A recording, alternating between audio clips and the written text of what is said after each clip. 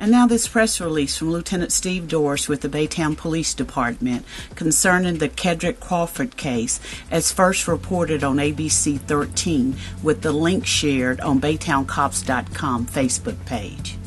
At approximately 1:50 p.m. July 6, officers were investigating a suspicious vehicle in the parking lot of a business in the 6400 block of Garth Road.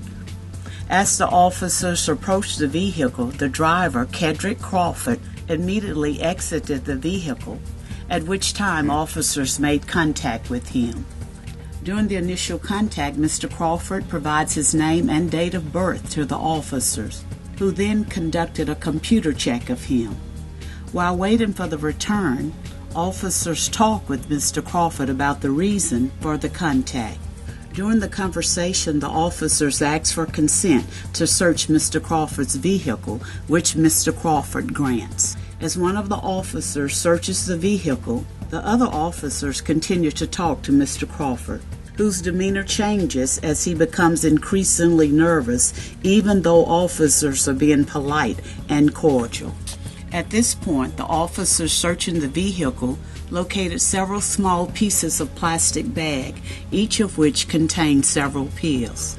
Recognizing this to be consistent with narcotics packaged for sale, officers attempted to place Mr. Crawford in handcuffs, at which time Mr. Crawford became resistant by pulling away from the officer, who was able to only get one handcuff on Mr. Crawford. Officers pressed Mr. Crawford against his vehicle to try to gain control of Mr. Crawford, considering he was not complying, actively resisting, and now had one handcuff on, which created a dangerous situation for the officers. A struggle ensued, during which the officers took Mr. Crawford to the ground, again to attempt to gain control of him, while calling for assistance from other officers. Mr. Crawford continued to resist and failed to comply with officers' commands.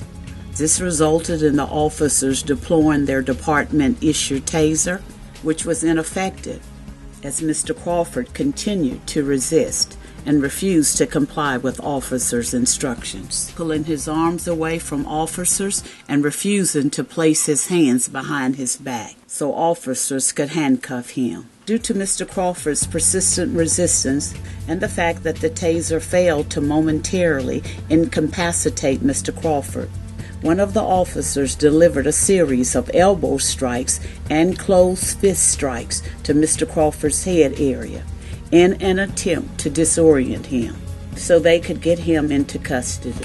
With the help of the officers who arrived on scene, they were finally able to get Mr. Crawford into custody. Officers contacted the Harris County District Attorney's Office and advised them of the facts of the case, at which time charges of assault on a public servant were accepted on Mr. Crawford. Mr. Crawford was transported to Bentop Hospital, where he was treated for apparent facial injuries, prior to being transported back to Baytown, where he was booked into the Baytown jail.